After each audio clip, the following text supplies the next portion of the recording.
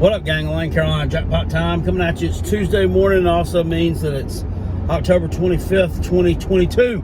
Hope everyone's having a great day. Here we are fixing to go into week 9 of the college football season, and I can't believe that it has gone by this fast. It just seems like it's yesterday that it was the first week of September. It just feels like it was summertime and talking season. So we have really covered a lot of ground in seemingly a very short time. And the Gamecocks, we are, believe it or not, sitting here at 5-2 through 7 games this year, and ranked number 25 in the AP poll, which is great. South Carolina's been ranked since 2018 or 2018, I think. Only there for 1 week, and they were right back out of it, and we have not sniffed it since. Hadn't even been anywhere close, which is a good accomplishment. It is a good accomplishment for this team. You look at we're 2 years removed from going 2-8 during the 2020 COVID shortened season, where we played the all SEC schedule. Lost 8 straight games, I think it was, 7 straight games to end that season, and fired a coach, lost a ton of commitments, lost a ton of players to the transfer portal. Players quit. That was a low point of the program, one of the lowest that I've seen since the winless season of 1999. This year, with the 5-2 record, you'd think that I would absolutely just be elated right now. I'd be on top of the world, and I'd be screaming from the mountaintops. You're probably wondering why I have not made a video doing such. Well, I was happy the other night during the live stream. I was happy with the performance, happy with the win. But then I look back, and there's some takeaways from that that I'm not, exactly too thrilled with. And I think that you guys know exactly what they are. Now, I'm going to say this right now. I got some people that do get in the comment section on these videos, and, they throw stuff at me like, bro, you don't know what you're talking about. Bro, Spencer Rattler played a heck of a game. Bro, Austin Stogner played a great game the other night. I don't know what you're seeing. Okay, and it seems to be the same people every time. Okay, so you can offer pushback if you want. That is fine. I'm not going to tell you how to fan. That's not my job. It's not my job to tell you how to fan. It's also not your job to tell me how to fan. I've always been kind of a glass half empty kind of guy. I'll look at things and I'm not happy with the small successes, and maybe I should be. Maybe I should be, because as I just stated, heck of an accomplishment to be 5-2 and ranked, even if it is number 25. You're just barely in. But when you just went 2-8 and fired your coach a couple of years ago, when last year you were picked to, I think, win like 3 games, and you ended up winning 7. I should be happier than that, maybe. But I think it's a fair point to say that. I expect more. I expect more from this team. You're on the cusp. You're almost there. But just looking at this game on Saturday night, let's just talk about the facts. Texas A&M had like 6 or 7 false start penalties, I think it was. It was bad. They had a ton of false start penalties. South Carolina was up in this game 17-0. 6 minutes in. When Christian Bill Smith scored a touchdown, we were up 17-0. Okay, just a couple of minutes into the game, when we were up 7-0, Darius Rush picked the pass off, ran it down the left sideline there, got knocked out of bounds about the 5, or tackled about the 5-yard line. You get absolutely nothing. 0 yards on 3 plays and have to kick a chip shot field goal. So that's the kind of stuff I'm talking about. You're up 17-0, 9 minutes gone, or 6 minutes gone in the game, and then you proceed to not score but 13 points the entire rest of the game. In the entire middle to end of that game, I mean, you did really absolutely nothing. Let Texas A&M get back into it. It was 17-14. Then you score to go up 24-14. And got to kind of hold on. Got to kind of hold on there at the end. I've questioned the play calling, and I've questioned the execution. I don't know. I don't know what the problem is. Everybody's like, you need to get off of Coach Satterfield. He's doing he's calling the plays. I mean, they're just not making them. Even Gamecock running back Marshawn Lloyd, who I still think to be the best back in the state, although Saturday the stats of one Will Shipley at Clemson were better than Marshawn's stats. It happens. Still, as a whole, best back in the state anyway. He tweeted out that he was tired of everybody jumping on Coach Satterfield's case, because usually when things are screwed up, it be on us. That was what he said. And I don't know. I mean, nobody told him to go out and make this statement. It wasn't like he had said something, I guess, that got taken out of context, and he had to go back and put out a tweet and kind of renege what he had said and smooth it over. It wasn't anything like that. I mean, this is just something he tweeted out. So obviously it's something he feels passionate about. I don't know if these coaches have kind of, and that's your coach. I understand. Y'all got a bond. I mean, it's like a father figure, a big brother figure, honestly. So, and I'm not saying that Marcus Satterfield doesn't try to do his job well, and that he takes it lightly, but I just think the guy just ain't it. He just ain't got it. And then on top of that, Spencer Rattler, the other night, 12 of 25. 12 of 25. He was under, he's under 50% throwing the ball. Under 50%. He faced a little bit of pressure, but, you have to be able to complete balls under pressure. And then a lot of that gets put on the receivers, too. And I know, I put a little bit of it on them, too. Some of the interceptions earlier in the year were put on the receivers. Okay, so then maybe we need to look at that. Maybe this Justin Stepp, maybe he's not all he's cracked up to be. Maybe not. I mean, your receivers shouldn't be dropping balls, especially dropping catchable balls in week 8. Week 8? No, that shouldn't be happening. I don't know.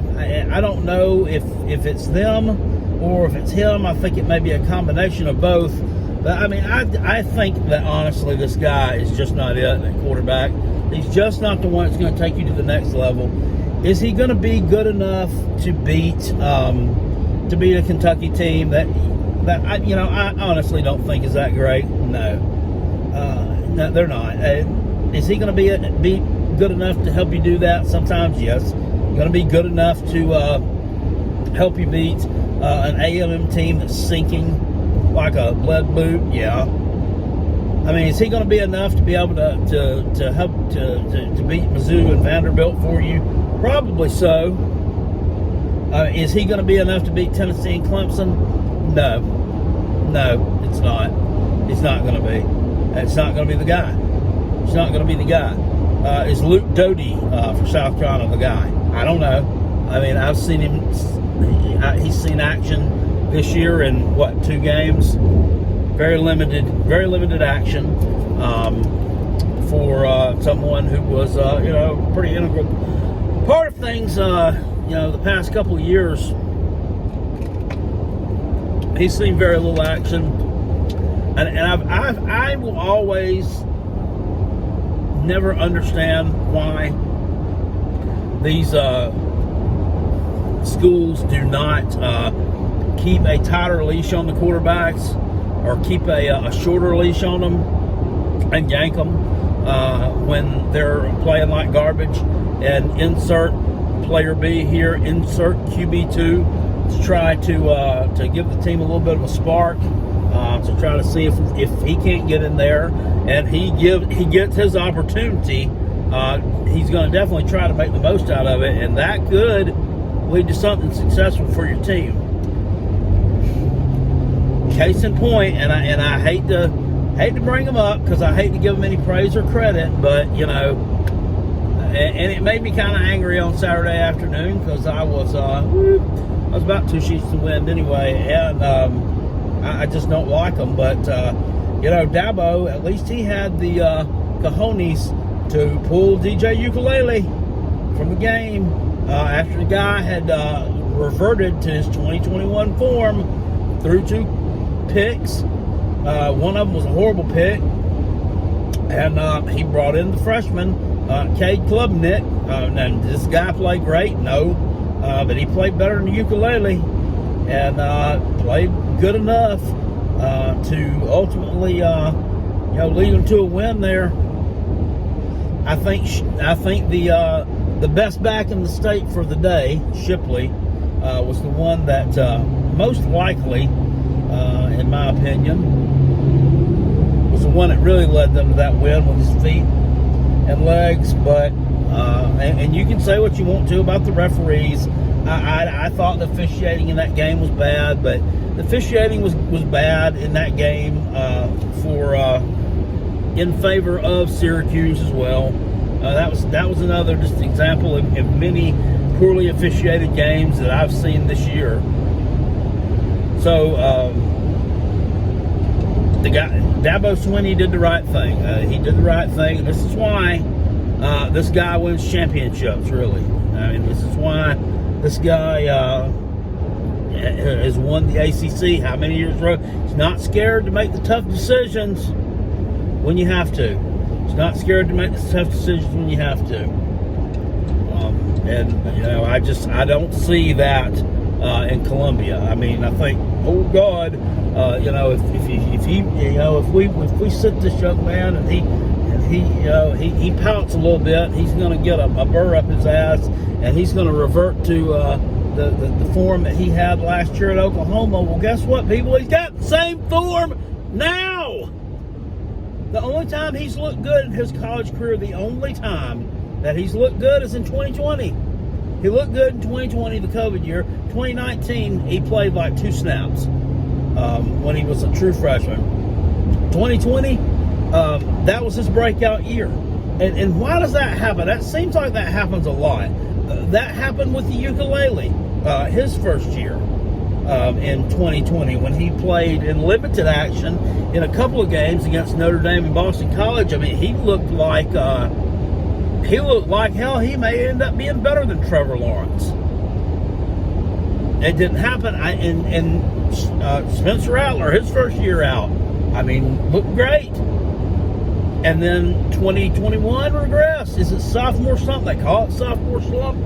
I think that personally it's because these other teams, they finally got some film on you. And not only, I mean, they got film on you after your first few games. They haven't experienced playing you yet. But after, especially when you play in a conference, and these teams have seen you, they have film against your team, against them under their belt. And they know your tendencies a little bit. It's, that's when you start to falter a little bit, when those other defenses step up a little bit and stop what you're trying to do. So, and I just think that he's just not been able to adapt. I mean, I like him. I mean, he seems like a nice kid. He seems like, he's personable. He seems like a good leader. Seems to say the right things. I say seems to because, I don't know you personally. Okay, I don't. But I just think this is just not the guy. I think that you need to be keeping all of your irons in the fire with your other quarterbacks and seeing where we can, find something that's going to give us a little bit of progression forward. Because, yes, I want to beat the Vanderbilts and the Mizzous of the world. I want to win the games at Florida. I want to win those games. I want South Carolina to go 8-4. You're not beating Tennessee you're not beating Clemson with, especially on the road, with Spencer Rattler playing the way he's been playing all year long, which is zero improvement from week 1 till now. And anybody can tell me different. Zero improvement. I saw zero improvement the other night. Like I say, I was happy with the win.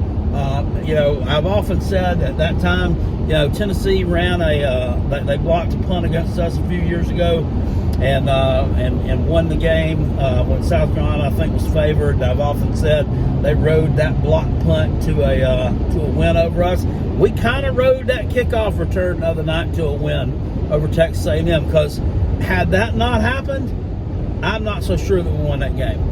I'm not so sure that we won that game. Not only did it provide the final margin of the game, it also really swung the momentum. And like the momentum was already in our favor. It swung the momentum solidly in our favor early, and we were able to sustain it there for at least a few minutes to jump on top of a team with a terrible offense that wasn't going to be able to come back because they had a horrible quarterback. Their best receiver is gone, and we were able to shut their running game down just enough to pull out a victory.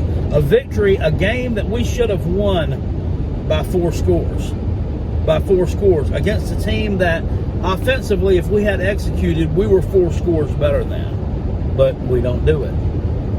Now, what do I see going forward? I think South Carolina beats Mizzou this Saturday in Williams-Brice. I think they beat Vanderbilt on the road. Vanderbilt's been playing better, but they played Mizzou this past weekend, lost 17-14. But, let's just be real. Vandy scored 14 of those points from like 2 minutes left in the third quarter on. They were getting shut out. I think Mizzou is another team that kind of has a wet fart offense. It's a real wet fart offense, probably worse than ours. It's worse than ours. And was able to take advantage of the fact that Vanderbilt just can't really move the ball really well, and was able to get that win. That was not their best effort by far. And this game scares me. It scares me because knowing how Spencer Rattler is, knowing that he didn't do it the other night, but he's capable of throwing an interception at any minute. He is capable of dropping an almost Hendon Hooker-like pass on a dime, either for a touchdown or a long gain 1 minute, and then turning around the next minute and throwing a horrible interception. He's very Jake Bentley-like. He's very Jake Bentley-like. And who's to say against a team like Mizzou? Who's to say if there's an interception, a bad one? Who's to say they don't bring it back for a pick 6? They've done it this year. They have a Clemson transfer on their team who took a pass back in the opening game of the season for a pick 6. So I'm not solidly in the camp of that's going to be an easy game, and that we're just going to go in there because we've won our last couple of ball games against a couple of SEC teams. Despite having a terrible offense for most of the time, that we're going to be able to go in here against another team that has a terrible offense and be able to beat them. I'm just not. I'm also not sold on going on the road to Vanderbilt and winning the game easily. They've shown that they are still going to scrap and fight, and they're going to try their best to stay in games. They couldn't stay in games against Alabama and Georgia. Those teams are just like infinitely more talented than they are. But South Carolina is not infinitely more talented than what they are. So they could definitely stay in the ball game. It's a road game. It's at night. I just found that out yesterday. I'm going to the game, and I was like, man, I found out it's at night. I booked a hotel room for just one night, and now I had to turn around and get it for 2 because I'm not driving back home after that thing. That's too late. But South Carolina and Vandy is never at night, but it is this time. To me, that gives them a little bit of an advantage. So, anyone who doesn't like what I'm saying, that's fine. you don't have to agree with me. You can think I'm the dumbest person on the face of the earth. But I do believe there's a little bit of validity in what I'm saying here. We've done just enough to we're doing Kentucky work this year. We're doing Kentucky work. You know, winning ugly ball games, doing just enough to beat teams that we should be able to beat, even though those teams may be favored over us, if that makes sense. We're doing Kentucky work from several years ago. I mean, hopefully, you know, we can, and that's fine. That's something to build on. I would rather be on here, shall I say, complaining about an ugly win than I would be on here complaining about an ugly loss. That's for sure. So don't get it wrong and don't get it twisted and think the Carolina Jackpot is not grateful for the 5 wins, not grateful for what we've got so far. And I think it's something that can be built upon. But I think some pieces are going to have to be changed, tweaked, and you know, possibly overhauled before those changes or before that can actually happen, I should say. Right. So don't think that it's lost on your boy that a 5-2 record at this point in the season, after one season to go. You got a brand new coach who came in salvaging like the 70th best recruiting class in the country. Is nothing short of amazing, and it is. It really is amazing. But I want to elevate just a little bit higher. I want to elevate just a little bit more. South Carolina should be in contention for the SECs. Should be in contention for a New Year's Six Bowl. Should be able to beat Clemson at least once every 3 years, instead of getting blown out year after year after year. Tennessee, a team on the come up. It should be a team that South Carolina is competitive with. But right now, with what you got going on, it's just not going to happen. You can get your doors blown off again, and that's not something I just don't want to see. It doesn't help that our most hated rivals, in my book, which is Tennessee and which is Clemson, are having success right now. So you know, hey, if you want to run with the big dogs, I mean, you got to elevate your game a little bit. So that's all I'm saying. I appreciate everyone who's on here and listened to me ramble this morning. And hopefully, if you enjoyed it, you'll hit it with a thumbs up. And leave a comment down in the comment section below. If you want to argue, then that's fine. We can argue. I'll argue with anyone about anything at any time that I have available to do so. So I appreciate it. Subscribe if you're not already. Peace, and I'm out of here. Go Gamecocks, and go Coach Beamer.